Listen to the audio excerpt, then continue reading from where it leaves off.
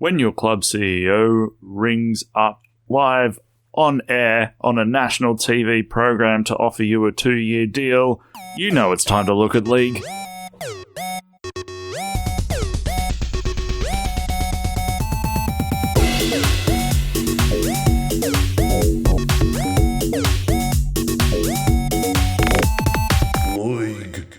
Yes, what's the go? Look at LOYG. Me, Stu. That Dave. Hello. Hello. And that guy, Ben. G'day, gentlemen. Well, I mean, yeah, there's a few news stories about. We could talk about... Well, put it this way. I never thought a story about a mascot punching a kid would be overshadowed in the news department. But it has.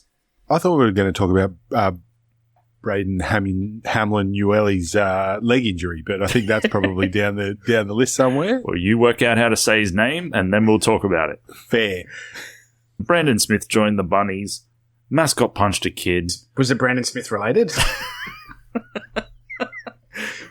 Maybe that was Smith's first day in the job. He had to be a mascot. You have to be mascot day one.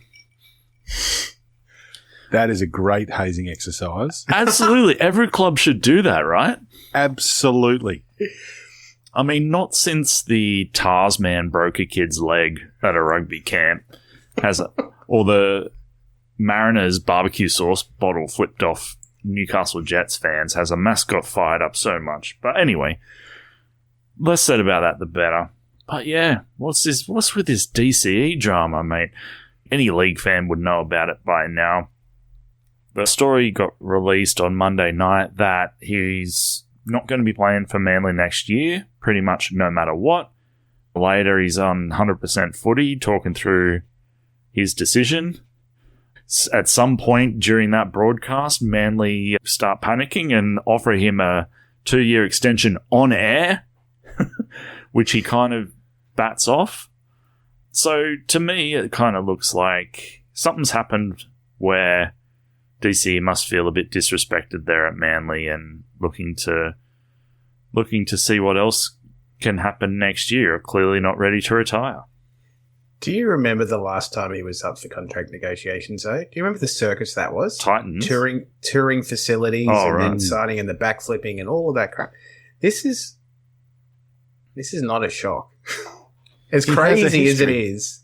It's in form, and he's had years of media training to help.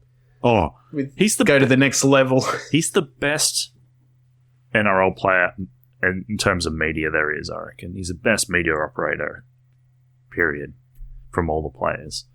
Even those Storm blokes who have their own podcast. What about Cameron McGuinness? I'm just going to keep dropping Sharks players for the rest Cameron of the McGuinness, he should never have his head on telly ever. Only with he should have a podcast. Out. Yeah. Not a video podcast. Not a video just podcast, a podcast, please. But yes, so something's happened there. Where do we start? Well, something's happened there. Like, we don't know, so we can only speculate. But there are rumours around he doesn't get on with Seibold. Clearly, Manly, I guess, have kind of planned for life after DCE and maybe weren't expecting him to play on. They have let a lot of talent go over the last few years to keep the big, twin turbos and the DC those guys there. Yeah, they have. Four together. But they've also, they've signed Lehigh, re-signed Lehigh. Tommy's obviously there. They've got a lot of outside backs. I think, not to steal from bloke in a bar, but the thought is that maybe Tommy goes into 5'8", Luke Brooks into 7, Lehigh gets to play fullback, which is kind of why you imagine he re-signed. I don't think he was to play resis or be on the wing every 2 or 3 games. I had a source that told me that last year Cherry was offered $680, I think, for 2 years. Yeah. That sounds about right. With all the premierships he's delivered since Foran left. Well, I get that point, but also, how valuable are Oh, yeah. Dylan Brown just signed. Well, yeah. Put it in that context. But, like, organising... 10 years out of DCE, are you? Like, that would be interesting. Like, that would be a career if he signed for another 10 years. Oh, it was funny. Obviously straight away, all the NRL-related social media channels going, where's he going to land? And some dude had a 15-year deal at the Knights. It's more like Cooper Cronk 2-year deal at the Roosters repeating. Well, yeah. I mean, would you be surprised if he ended up at the Roosters? If I was to put a bet on, that's what I would bet on. Even though the return to Redcliffe is the romantic version of this story. Yeah, I just don't know. Like, wouldn't that piss Sam Walker off? You've spent so much time building stuff around the Sam Walker. I don't know if he's going to win a comp. Would he care? I don't know. Did Luke? Was it Luke Keary? Did he care when Cooper Cronk got brought in? No, but to your point about Cherry Evans isn't necessarily going to guarantee you a comp. It hasn't guaranteed Manly a comp. I'm thinking it's just one of many pieces that the Roosters are about to put into place. Yeah, this year has to be part of a strategy. Clear the decks for something. Look, I was just thinking, and like no sources on this, but is there a chance that DCE was asked to dress up as the mascot and maybe got a little bit miffed about that? Because the head wouldn't fit too on early because in the his season. neck was too high? No. Yeah, that's right. I'm a 15-year veteran. This is day one stuff here. I don't... Yeah, anyway. The Dolphins stuff is... Yeah, it's romantic, as you say, but probably, I don't know, maybe he wants to move back to Queensland. You can... your career comes full circle. You can... Imagine how good he'd be for Katoa. Very. What's he going to... At Roosters, he's not going to teach Sam Walker anything. Sam Walker's a freak. Yeah, he's well on his way. Yeah. On his own. So Katoa's great. He really needs a foil. That was one of the... To get ahead of ourselves, talking about the last round. Katoa really needed a 5'8", and Nikorima just wasn't it last weekend. So no. Neither's Averillo. He's not a 5'8", in my opinion. Yeah. Which leaves you with Sean O'Sullivan, who's a halfback. Not really. He's joining the Newcastle halfbacks next year. He should. Oh, yes. I reckon he should. Suddenly, fellas, my call of Manly missing the 8 doesn't look so bad, does it? Is this going to disrupt the team for the rest of the year? This news makes it less crazy than before the news. That's what I'm saying to you. Suddenly I see me with my great tips, Sorry. There are... cats amongst the pigeons, for sure. Like, it can't be good. Like, Seabold has a history of unrest. Yeah, Seabold has a history of getting the playing group offside. But also, like, if you're one of the boys at Manly, like, let's just say, just imagine yourself as one of the boys, right? One of the boys. And you reckon Cherry Evans has been dogged by management. He's been dogged. You're one of the boys. You're not gonna go like, management, I might be next. They might dog me next, mate. There's gonna be unrest, surely. 100%. Do you reckon the rest of the team has got Cherry's back though? Maybe, Dave. That's scandalous, but I would agree. I think there is a huge rift in the middle of the Sea Eagles. Yeah, and so they'll end up 9th, like I said. Let's get to the games, fellas. All right. What a fucking cracker to start the round. The Storm and indeed. Panthers game. Gee willikers. As Phil Gould tweeted, Panthers didn't lose, they just ran out of time. And there's something to that. Like, they certainly came back strong. Down 14-0 to lose by 6. Yeah. Yeah. I had Panthers, by the way, just looking in our tips. You guys had Storm. But I think I should get a moral tick on that one, just from how well the Panthers came back. This is a rugby league podcast, Stu, not a English cricket Oh, podcast. not English cricket? Yeah, fair enough. All right. I was very worried for Jack Cole when he tried to kick for touch twice for penalties and missed. I went, here we go. But he really sharpened up after that.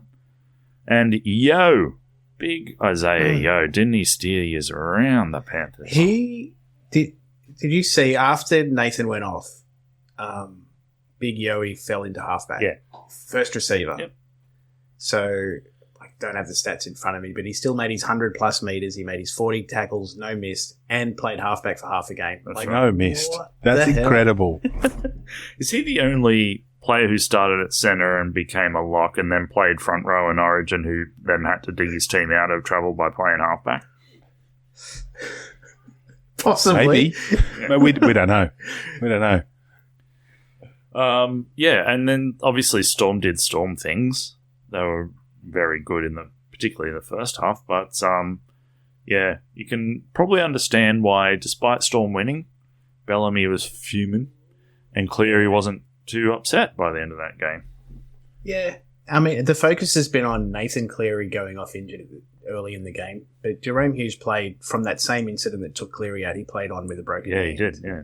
They've lost a centre and a winger throughout the game. Arguably, the Storm took more injury hits than the Panthers did. So yeah, I think that whole, Storm nearly blew it, I think that's been blown out a bit. They were hit with the injury stick pretty hard too. Now here at Look at LOYG, we don't bag refs. We don't like to bag refs. As a Panthers fan, I'm happy to say that Liam Martin penalty at the end with Cameron Munster was one of the most ridiculous things I've ever seen. That's where I was going. I was going to say, just throw the question out there. Was there a little bit of seeing what might happen if the Panthers got back into the game with that penalty? I don't. Well, you know how infuriating it would have been as a Panthers fan if they had have gone on and kicked on and won in Golden Point, blah, blah, blah, on the back of that it would have been, pen refs. The NRL's looking up. It would be as infuriating as a fan of every other club looking at Liam Martin copying that penalty when after he'd done exactly the same thing for the entire to everybody else. Entire match. Anyway, Dave, you're not too disappointed, I hope. I'm not. I'm pretty keen to hear from an unbiased point of view. Firstly, what the thoughts on the quality of that match were. Because I've heard some, like you mentioned, the Bloke podcast, I did listen to that as well, and they were talking about it being, these two teams are clearly at the top of the ladder. They're the best two teams. I didn't feel that watching the game, but that was because it was a little bit messy with all the injuries, I think. Yeah. What did you think? I don't think any team so far has put together a full 80 minutes that I've seen. Even the Storm and Panthers are not put together quality 80-minute games. They've played brilliantly in sections. Melbourne obviously played well first half, but Panthers played well second half. Yep. And any number of teams have done this. The Sharks blitzed them first half, Q in the rack second half against Souths. We're yet to see, as soon as we see teams put together a full 80, then it'll become clearer where everyone stands exactly. But I don't know. Is it pre-season? Is it the way people do their pre-seasons? Is it? Yeah, of course. It takes time for things to settle down. Some teams don't want to peak too early and all of that. But we'll check in at round 8. But the only thing I would add to that is that everyone wants to talk about how Nathan Cleary is the best player in the game. And look, it'd be hard to argue that. But if we were going to put up another name, I think the name Paul Alamotti needs to be in that list. Yeah, very good. He's just he's very good at rugby league right now. Yep, and he's good. Yeah. Some very nice hair. It's very round hair. I like it. Dave, how do you feel about having? It seems that Penrith have a never-ending line of centres, enormous centres that are just really good. How does that feel? It's good. Alamotti couldn't find a spot in the Bulldogs' back line before they were good, when they were not good. Yeah. Couldn't find a spot in that team, but then looks like a star in the making at Penrith. You're right. Systems, bro.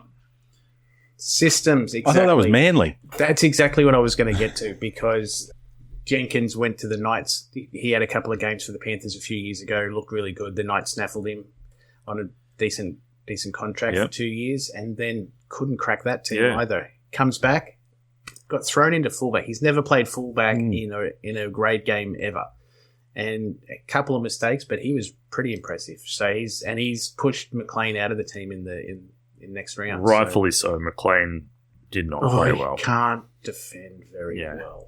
He's a fantastic player in attack, but defense. Yes. Gotcha. All right. Well, as amazing as that game was, we might have to move on because we've got to get through them all. And, of course, our extremely important tips was... Low scoring. Was and Roosters. Was and Roosters, yeah. Yeah, Was and Roosters. So, that game as a low scoring affair, obviously a little bit of rain around. But I really enjoyed that game. Yeah. These are the two teams that, this is my opinion, have lower quality squads this year. They got way up and played well above themselves in round 2. Yeah. And normally when a lower ranked team gets up, they have a big fall back down in the following round, and they both did. So I thought this was a really ugly game. It was tight and close the whole way through, which kept it entertaining, but quality-wise, I didn't yeah. see it. I mean, the Wars looked okay, not great at any point, I think. Yeah. And you guys are Sharks fans. Metcalf, why didn't he not run the ball the whole game? Is he carrying an injury or something? I don't know. Maybe it's head noise. Like he's responsible for that team now. Like he's got the 7 on his back. He's got the 7 on his back, and he played well the week before, and MIA this week. It seems. Very. Can I bring something up that's fucking bugging the hell out of me? Let it rip, Stu. Professional commentators who can't be fucked learning a player's name and so have given him the stupid nickname Marky Mark. Mark Nkananitawase. I'm not getting paid to say it, but I figured out how to say it. Why can't professional commentators who are being paid for this, why are they calling him Marky Mark? Because they can't be bothered trying to say his surname. It shits me so much. And it's a great surname. Are you going to name and shame the commentator? Everyone on Fox. Oh. That's really bad. Every Roosters game I've watched so far, Marky Mark's... His name's not Marky Mark. He hasn't got a funky bunch around him. So does that mean the Roosters are the funky bunch? Let's seriously. No, it's because his Calvin was sticking up above his shorts. Anyway, that's my rant of the week. More coming next time. So yes, we all had WARs. Ben had WARs 13 plus, so nearly, but not quite. Broncos. Half a point for that? Yes. Sure.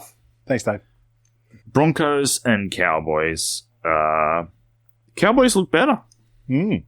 Much. Cowboys maybe not top 8. It's definitely definitely better. It's the magic of the derby. This has been going on for over a decade now. I think we talked about it last week. It doesn't matter where these two teams sit on the ladder when they play each other. It's close. Yeah. Magical things happen. Yeah. The Cowboys forwards stood up in this game, which they hadn't done the first 2 rounds, I feel.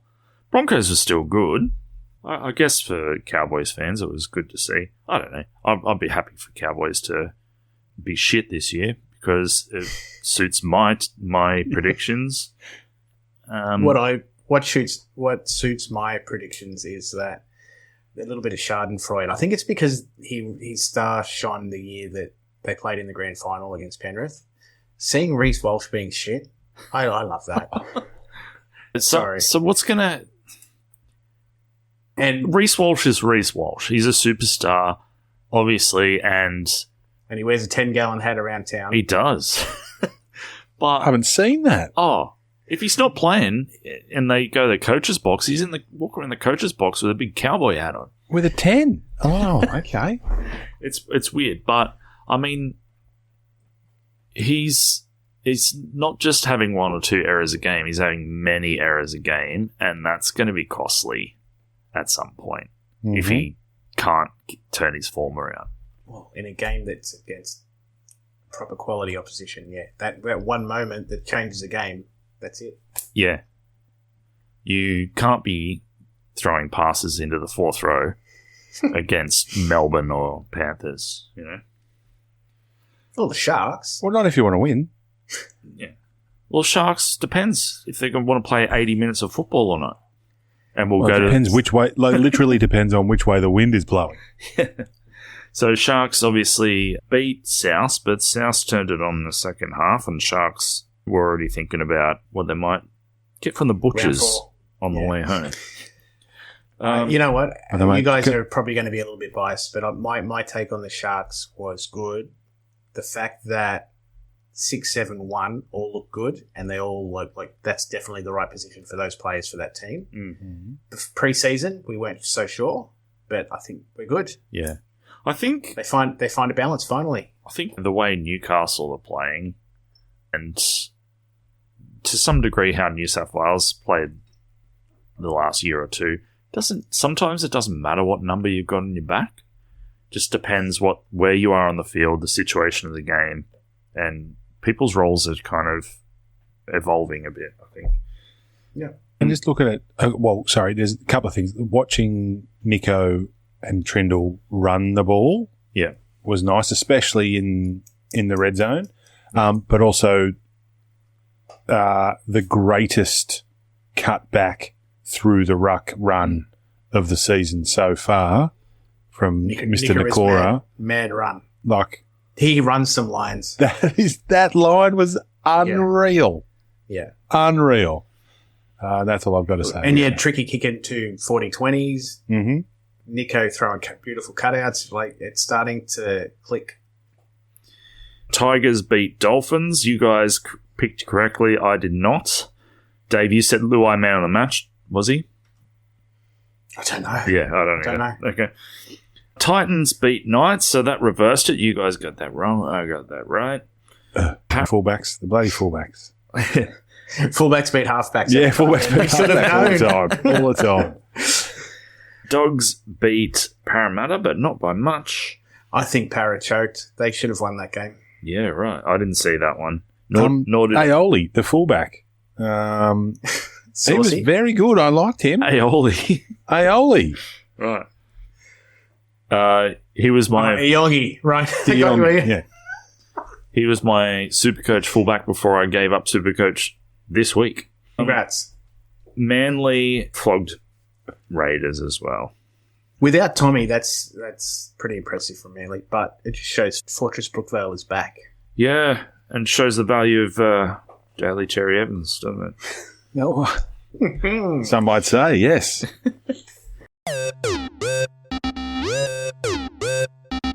All right. Bunnies and Panthers. Panthers with another Thursday game. We got Dane Laurie in at fullback. Jenkins has gone into the centres instead of Casey McLean. And Trent Toiler is debuting at halfback for the Panthers. I don't know if you guys saw the preseason match where the junior Panthers played Manly. The number 7, Trent Toiler, he was the star of that show. He had the ball on a string. He looked like Polynesian Cleary. He was amazing. Wow. So I'm very excited to see how he goes. Very good. All right. Hopefully that's not on the back of his jersey. So does that mean we're all Panthers? Yes. Yeah. All right. Roosters and Titans is your 6 o'clock Friday game. No Keanu Kinney. Jalen de Groot has gone into fullback, so there's another fullback for you. They didn't move Campbell or Brimson fullback into there. fullback. No. I am de Groot. So, yeah, which I understand. I heard that, Dave. I'm moving past it. I do understand you've told Brimson and Campbell they're your halves. You don't want to just, first time a fullback goes down and shift them out and say, well, that's not as important as fullback. So, yeah, I can understand that. Tips, fellas? I'm taking the Titans. Yes. Oh, sorry. By the way, I'm going to get in trouble. I've had a request from a listener in Canada by the name of Monty. Hello, Monty. Hope you're enjoying. Hi, Monty. Yeah. Hope you're enjoying what I'm sure will be a brief uplift in the Tigers' fortunes. But Monty would like me to be clear on who the home team is when we're going through our predictions. So I'll certainly try and do that.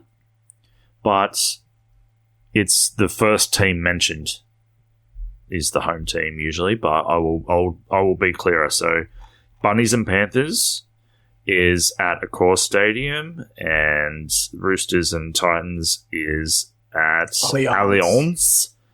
Next is Dolphins and Broncos at Suncorp. What do you think? This is where I put on my 30 plus for the Broncos. Really? Yeah. Okay. What about the slim hope that DCE might lob up? Here's something I didn't mention earlier.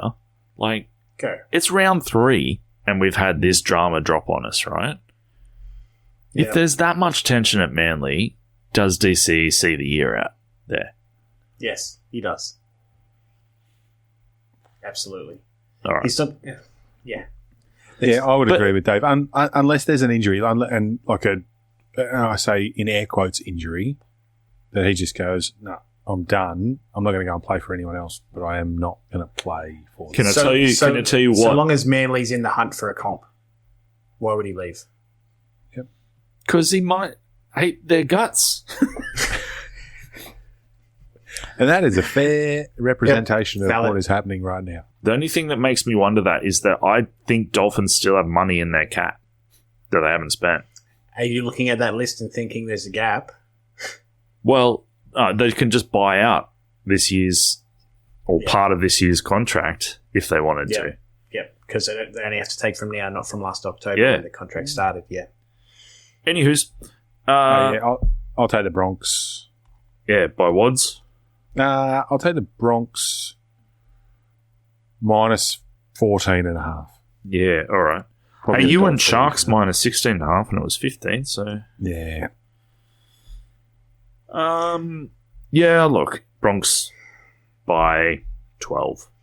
I don't think it's going to be that bad. With that 30. I'm looking at the player by player. Can I change mine to 13 plus, please? For Broncos?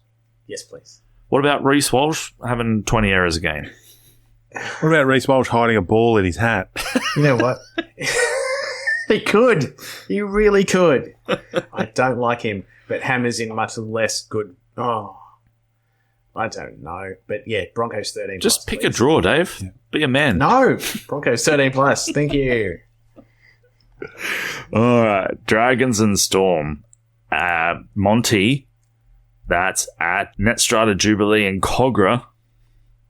And this is off the back of the Coach Flanagan pacing that they copped for the last 12 days. That's right, remember? You wouldn't want to be a Dragons player for the next 10 days skier. So, yeah, no Jerome Hughes for Storm. Tyrone Wishart's in there. And there's and Meany's out no for Meany because he had a Sasquatch fucking run into him. He's good. Is the winger back? The winger, he says. The winger being Will Warbrick is back for the Warbrick. Storm, yes. He is. Wonder Woman. Yeah. So Grant Anderson moves from the wing into Meany's spot in the centres for this game. Yes. Tips, fellas, please. Storm to win, Pappy double. Oh, that's good. I like that. Yeah. I'm going to take Storm to win. I'm going to say Xavier Coates 2 tries. Yeah. Right. That's good. I'll say Storm by 16. 3 thrown chairs in the Storm coach's box. How much spittle on the glass? On the glass. Depends if there's any fans out there riling him up, any Dragons fans. All right. At Queensland Country Bank Stadium, the Cowboys take on the Raiders. Okay, I'm going to go first here, and I'm going to say that this week's Raiders training is going to be really difficult. It's going to be very hard. Sticky's going to give it to them. And they're still going to get dusted by the Cows. The Cows are going to have their first win at home versus the Raiders. The Raiders are going to lose 2 in a row after being everyone's favourite Everyone's ticket out of Vegas. And, yeah, they're going to make their way down to the bottom of the ladder. All right. starting this week. So this is all about your predictions being right, not what you think's actually going to happen here. No, I actually think the cows were much better, and I think that they might surprise the Raiders this weekend. I'm tipping the cows too. Yeah, it's convincing. I'm going Raiders because I need them to be good for the sake of my prediction against your spoon team too. Yeah, Steve. Exactly. But Taumalolo and McLean have to play like they did last week for Cowboys to be any chance. They've got McLean, Lolo, Bateman, Ruben Cotter at lock, and then Nanai is back with a lot to prove. Mm. The coach has given him a reprieve, only to the bench, but whatever spell he gets, I think Nanai is going to score a try. Well, he's going to have to rip in. He's going to have to actually play some D. Well, yeah. Tepid take. Nanai is the most overrated player in the comp. No, I was going to say the one with the biggest variance. He can be best and worst, best to shittest NRL, and a regular first grader. Yeah. Rocks and we diamonds. just talked about Reece Walsh. Yeah. Yeah, well, I was going to say that they're 1 and 2. Those two are 1 and 2. Yes. At Sharks Stadium, Sharks v Bulldog is your Saturday 7:35 game. I'm going to take the Sharkies 1-12. Mm-hmm. And this is an important game this weekend. And due to the fact that my wife is a Bulldog supporter. Oh, yes. And so there will be a palpable amount of tension in the house at 7:35 on Saturday night. Now I'll say Sharks by a lot because Burton's still out. I think Burton and Kickow are still out. Yeah. The Dogs should have got done by the Eels, who were awful last week. And the Sharks, like Stu said earlier, put the cue in the rack very early. Yeah. I think they've been saving themselves for the Wiggins Cup. Yeah. And thank good, and so they should be. But think about this. The Dogs might get up because Phil Gould was on 100% footy with Daly Cherry Evans. That could mean Daly Cherry Evans is going to the Bulldogs. Whoop-de-doo. And so they're fired up for the rest of the year. I'm just going to say Daly Cherry Evans is going everywhere. Yep. Everywhere. As a way to spice up the games. Ivan Cleary was asked in his press conference today if they had thoughts about bringing Cherry to the Panthers. Yeah, okay. I think my prediction is you guys are going to be very happy Sharks fans next week thinking maybe this is our year. Sharks by a lot to prove how good they are again. Yeah, I agree. And, I do like to be a pessimistic fan, but the packs, man, the packs. This Dogs pack's going to get dominated. Even big, tall timber Tom Hazelton's back. For Amlin he got picked, did he? Well, yes, Amlin Wele's out. Yeah, he's out. So Hazelton he was goes 50-50, I think. Amlin third leg UL is out. Can I add a try scorer to my tips as well? Go on, mate. So I'm going to change my tip. I'm still going to take the Sharks. I'm going to take them minus 12.5. Yeah. All right. But I'm also going to take AFB to score under the sticks. Yeah. Now, I know I don't get any extra odds for that, but no, you don't. Feel like you just increase your chances of being wrong. Yes, indeed. So go first, try score your dog. No. No, I'll just take AFB to score. All right. And then on Sunday at Four Pines, that's in Brookvale, Monty, we have Manly and Eels. Dave, do you want to go first? I think last week was the Eels putting in effort and they came short, so this is going to be their down week. Probably Manly. Tommy's back, Manly by quite a few. Yeah. Yeah. We get, let's say, how does Madison not make the Parasite? Oh. How? I always hear stuff about people being off Madison. Maybe he's just not maybe he dogs the boys. You know how I feel about that. He's a bench player. He dogged the boys by taking games off instead of paying a fine a couple of years ago, remember? I remember. Dog the boys. Dog the boys. Dog the boys. Stu, what was your tip? Oh, Manly by tons. Okay, I've said 26.5. Yeah. Oof. That's probably about right. Four Pines, it's the Eels. Sunday Arvo. Yeah. And what's the forecast? Dare I say it again? Everyone's fired up about this Cherry Evans situation. It says weather fine. All right, last game. Oh. I don't know. Something about this 6:15 game on a Sunday. It's hard to save the best for last. Hard to get up for. Tigers and Warriors at Campbelltown. God, imagine being the Warriors. Wait until Sunday night and then find yourself out at Campbelltown. For fuck's sake. I'm going to go to the Tigers. I think with the Warriors early season, I'm just going to go when they're at home, I give them a chance. When they're away, I don't. So Tigers for me. Yes, it's got to be Tigers. I suspect the Wars will be home game specialists for the whole season and not too much away. I will also take the Tigers. All right. Say this faster so I can leave. 8. 8 points. All right. I win by 8. Very good. I like to put you under a bit of pressure. That way, like you come up with something a bit more natural rather than overthinking it. Lads, sorry we didn't get to the trivia. There's just when there's breaking long neck news, you got to run with it. Well, it wasn't Stone Street news. No, it was Daily Cherry Evans news. That's thin head news. We're talking about giraffe gear here. Yeah. All right. Thanks very much, fellas, and have an NRL of a time. Oh, thanks, dear. That's great. Bye, boys.